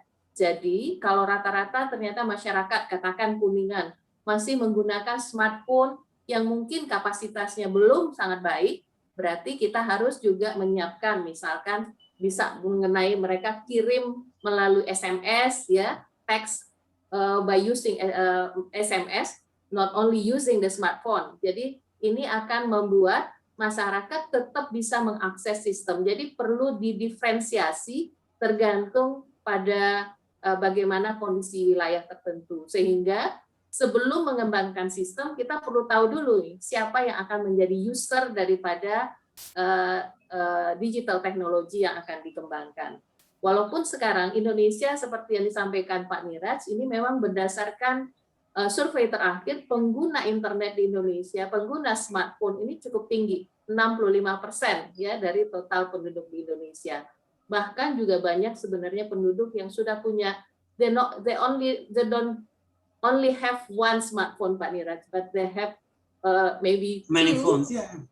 Ya, many phones. Ya, terima kasih Bu Sinta untuk pertanyaannya. Wildan, masih ada pertanyaan? Tadi Dokter Iis pengen bertanya katanya, Dok. Oh ya, silakan Bu Iis. Ya, terima kasih Bu Esti. I'm sorry, allow me to turn off the video, Pak Niraj, due to the unstable connection and also the condition is not support. Yeah, at least you can see my beautiful picture, Pak. Yeah. Okay. Thank you very much for your sharing, and it's really what we call it, inspiring us that despite the problem of the COVID, we have actually technology with its familiar by familiar by us. Yeah, actually it's really everybody like Bu Esti said have smartphones. Yeah, Bu Esti, we have last year study, still hammer ya Bu ya, the smartphone distributions to ensure the what we call it, Bu, To provide the social support to the patient. Yeah, kind of Yes. that, yeah, social support, so that the patient of TB resistant drug can still receive the assistance from the health works and what we call it, Bu, the assistant for them to ensure to take the drug regularly. Yeah. And Yeah. the study shows that Yeah. it's really good, Pak. Mm. So it shows that it can prevent the loss of follow-up, Bu, ya, among them because of the engagement. They feel the encouragement from the health workers, voluntary health workers. Okay, my question is, Pak, you mentioned that a lot of challenges, yeah, still 35% of the population have limited access on connection, yeah, if we talk about the digital technology. How far do you understand about the involvement of the private? Yeah, because government, we cannot only depend on the governments, but involvement of private is really encouraged actually by the world, right? So how do you know for that part? Perhaps and perhaps it can be inspired by our colleagues in the health centers. They can also perhaps kind of collaborate with the local private to make a more perhaps in surveillance or in the communication. Perhaps yes, it's good, but then the evaluation and feedback is still talents in the health centers. Yeah, maybe the private can also have it. I don't know really about this issue. Perhaps you can share. Thank you, Pak. I hope Yeah. it. No, I think it's Nastiti, I think you raised some very good question, because public system has a role, but as we know in Indonesia, for most sicknesses, 70% of people, their first stop is a private provider, right? So we do want to look at it. How do we change the behavior of private providers to start using technology, which means forget about technology. I'm sure a lot of private providers don't even use any records. If you go to see a private bidan or doctor, say, okay, I'm sick, they'll write a prescription or give them some pills, but there's no record being built. So yes, again, that's the role of the Ministry of Health that will say everyone has to maintain record. So when Obama became the president of US, he's the one who pushed as part of, you must have heard about Obamacare, which is our American ACA, Affordable Care Act, or we often call it Obamacare, because he was the one who decided that people who did not have insurance, the government will cover. But as part of that, he also pushed digitization, that all providers had to start using electronic medical records. So this is like 2009, 2010, only about 10 years back. A lot of private providers, small practices, a couple of doctors working together, they said, we are 40 years, 50 years old, 60 years old. Our fingers are not that nimble. We don't want to be typing things. They said, we'll just give up practice. But they pushed, they incentivized, they gave private providers some money to buy computers. They incentivized the system, because we think that having an electronic medical record that's accessible to both patient and to other providers can provide continuity of care. Because let's say if you come today, I write a prescription for you, a year later you come back, you have something else. We don't know if you were treated right the first time. We want everyone to have a lot of detailed information about your vaccines, about your different issues that you may have had, so that when we do something, we do it right. So I think, we do need to involve private providers to make sure they're also participating in the system. But then I'm not sure if you meant to ask this question from a different perspective, but if we're designing a system, yes, we need to include all the stakeholders, which is private sector, rumah sakit, private hospitals, clinics, but then also individual providers through maybe ED, EB, medical associations. So they all work together to say, what should be this electronic health record system look like? And how would you make sure that people are filling these systems appropriately? The other issue is also private sector can also pay for some of it through CSR. Like if you go to it, if there's a private company or something else, they may pay for some data time, right? Or some incentives for people to get free airtime if they change their behaviors. They walk every day 10,000 steps. So I mean, there are things of doing it. So yes, I fully agree with you, Ibu Nastiti, that we have to work with private providers or all stakeholders. I would even work with NU or Muhammadiyah, because they also represent a group of people. They are, in a way, part of that larger community and all that. So yes. Okay, thank you, Pak Niraj. I think, we not really depend on the private sectors, but perhaps for more effective surveillance, we can collaborate with the scientists, association, profession, something like that. Yeah, good. Thank you, Pak Niraj. Really. Terima kasih. Ya, terima kasih, Pak. Yuk. Terima kasih, Bu. Ya, terima kasih Bu Iis. Jadi Bu Iis tadi menanyakan bagaimana keterlibatan sektor swasta ya. Jadi kalau tadi kita lebih banyak bicara tentang sektor pemerintah, nah Bu Iis menanyakan bagaimana keterlibatan dari sektor swasta. Nah, Pak Niraj menggarisbawahi keterlibatan sektor swasta ini memang hal yang sangat-sangat penting, karena juga misalkan dalam penggunaan sistem yang sudah dikembangkan oleh pemerintah, ini sangat-sangat perlu didorong bahwa sektor swasta, terutama misalnya private provider, jadi bagaimana petugas kesehatan dari layanan swasta, ini juga terlibat di dalam penggunaan, sehingga ini memang sangat-sangat perlu untuk mendorong terjadinya perubahan dari perilaku dari petugas kesehatan dalam penggunaan sistem. Nah, tadi Pak Niraj mencontohkan tentang Obamacare yang sebenarnya sudah dijalankan beberapa tahun lalu ya, justru sampai mulai dari tahun 2009 sampai dimulai sejak tahun 2009, jadi long time ago. Nah, di sini bagaimana sistem didorong untuk digunakan oleh healthcare providers, jadi tidak hanya untuk yang dari pemerintah, tetapi juga dari swasta. Ini benar-benar merubah paradigma, merubah sistem yang ada, sehingga menjadi lebih efektif. Nah, selain itu, tadi Pak Niraj juga menggarisbawahi keterlibatan private sector, bisa juga dari sisi misalnya penggunaan atau optimalisasi dari dana CSR.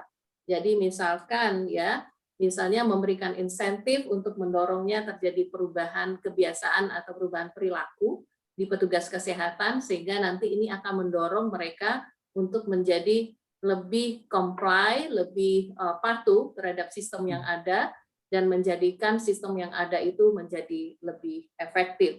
Ya, Pak Niraj, as Mbak Dr. Iis already mentioned earlier that last year, we conducted a small study regarding how the patient which already provided with a smartphone, because during the pandemic, the patient are really limited to go to the health facility. That's why the community provide their support, the psychosocial support, by using the smartphone. So based on the study, it can show the using of the smartphone for social support, providing social support, it's quite high effective. So yeah, I think later on we will publish that's the result of the study.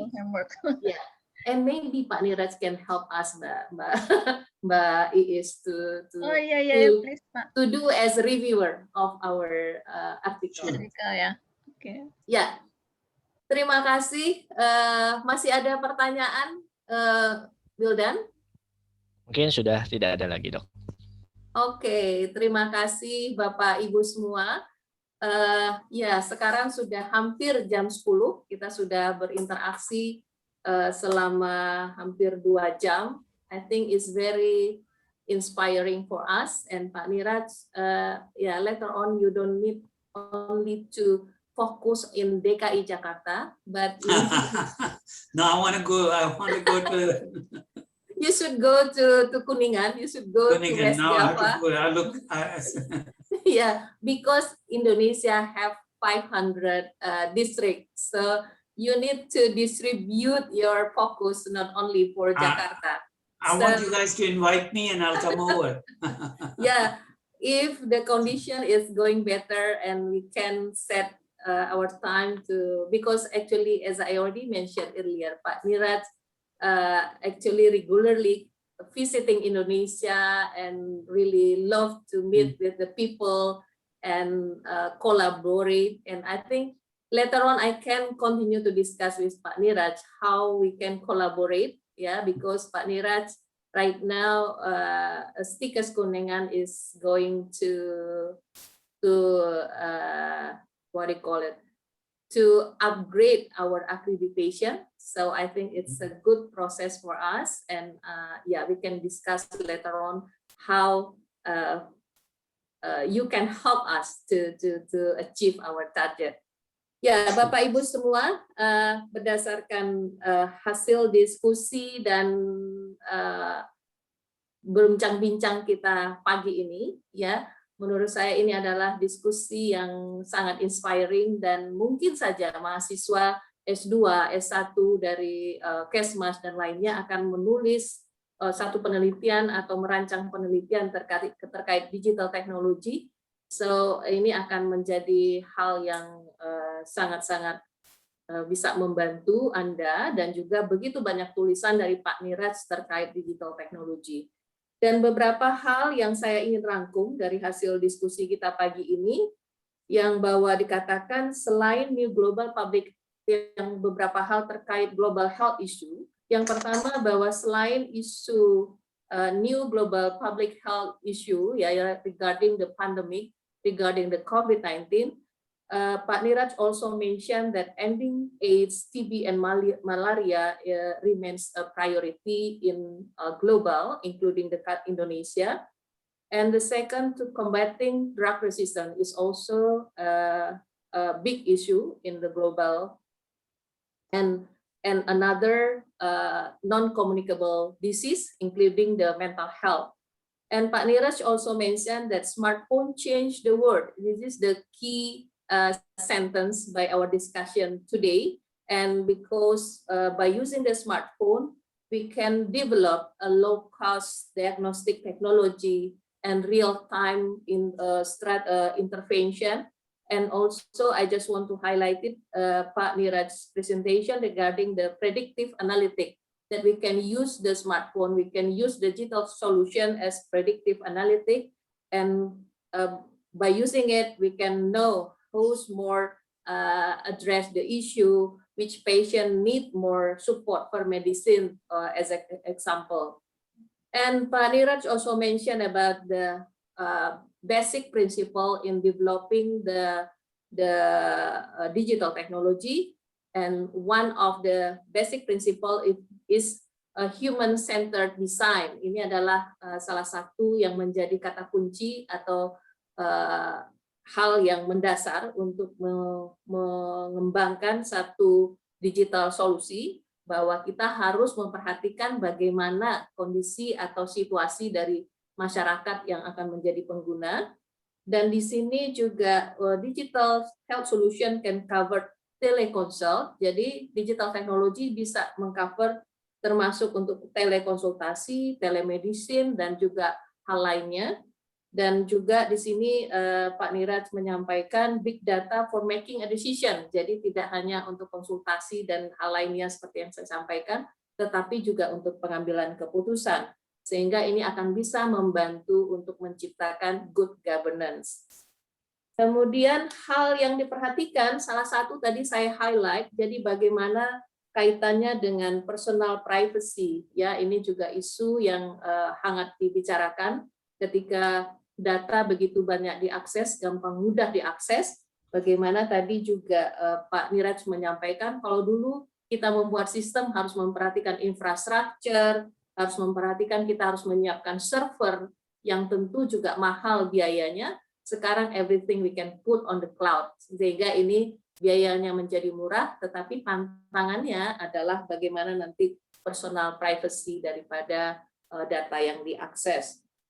Saya juga meng-highlight di sini, salah satu yang menjadi tantangan adalah lack interoperability. Jadi bagaimana integrated daripada sistem yang ada, sehingga tadi memang pertanyaan dari Bu Leli ini salah satu yang menjadi kunci, bahwa bagaimana satu sistem bisa terintegrasi dengan lainnya sehingga tidak menjadi beban bagi petugas kesehatan dan juga tidak membuat masyarakat kebingungan ketika mengaksesnya.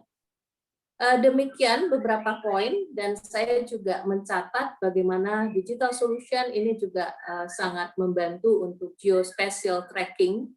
Dan saya pikir nanti mungkin saja untuk in the future, Stikes Kuningan will be one of the place who will take a lead on digital technology solution in Kuningan. So yeah, this is our dream. Yeah, I think this is the important initial step for Kuningan.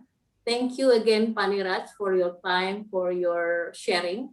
And I hope later on we can continue to discuss in how to make our better collaboration, and yes, everything will be open and we can discuss more and more. Yeah, thank you, Pak Niraj. And I will treat you nasi bungkus if you are coming to Indonesia. Kuningan, Jawa Barat. Yeah, and go to Kuningan, to Jawa Barat.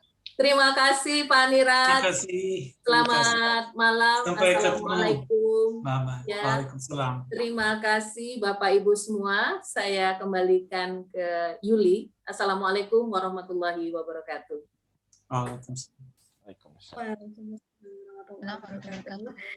Terima kasih saya ucapkan kepada Dr. Esti yang sudah memandu acara inti di pagi hari ini dan memandu diskusi. Terima kasih juga kami ucapkan kepada Pak Niraj for material and discussion. Semoga kita bisa berjumpa lagi di lain kesempatan dengan topik pembahasan yang berbeda. Semoga topik pembahasan kali ini menjadi inspirasi bagi mahasiswa tingkat akhir yang mau menyusun skripsi atau tesis gitu ya, untuk dijadikan sebagai topik pembahasannya. Baik, acara demi acara telah terlaksana, telah selesai. Saya selaku pembawa acara mengucapkan terima kasih yang sebesar-besarnya kepada moderator, kepada Dr. Esti, kepada Pak Niraj, kepada pemateri, dan kepada semua peserta yang sudah hadir dari awal sampai akhir. Semoga apa yang disampaikan bermanfaat untuk kita semua. Baik, sebelum ditutup, saya ingin mengingatkan kepada seluruh peserta untuk mengisi link evaluasi sebagai persyaratan untuk mendapatkan sertifikat. Baik, mungkin sebelum ditutup, dokumentasi terlebih dahulu, Dok. Jangan lupa ya Yuli, catat nama yang perlu saya kirim hadiah. Siap, sudah Yuli catat, Dok. Iya, dapat. Oke, Bapak Ibu semuanya, kita masuk ke sesi dokumentasi. Tapi untuk pertama kita dokumentasi dulu antara moderator, pemateri, MC, ya. Oke, please raise a thumb up. Oke, 3, 2, 1. Oke, thank you. Lanjutnya kita ke slide pertama, ya. Monggo Bapak Ibu yang belum mengaktifkan kameranya, kita dokumentasi terlebih dahulu. Kita hitung sambil kita angkat jempol. Siap, 3, 2, 1. Oke, slide pertama. Kita lanjut slide kedua. Ini ada 4 slide. Siap, 3, 2, 1. Oke, lanjut slide ketiga. Slide ketiga, 3, 2, 1. Oke. Kita lanjut slide keempat. 3, 2, 1. Oke, sudah selesai. Mangga Bu Jeli. Baik, terima kasih. Terima kasih kami ucapkan kepada semua yang sudah hadir pada hari ini. Semoga kita semua diberikan kesehatan selalu. Amin ya rabbal alamin. Baik, kurang lebihnya saya mengucapkan mohon maaf atas segala kekurangan. Selanjutnya saya langsung tutup dengan wabillahi taufiq wal hidayah. Wassalamualaikum warahmatullahi wabarakatuh. Waalaikumsalam warahmatullahi wabarakatuh. Terima Thank you very much for kasih. all. Makasih Dr. Esri. Ya, terima kasih Wildan. Terima kasih Pak Niraj.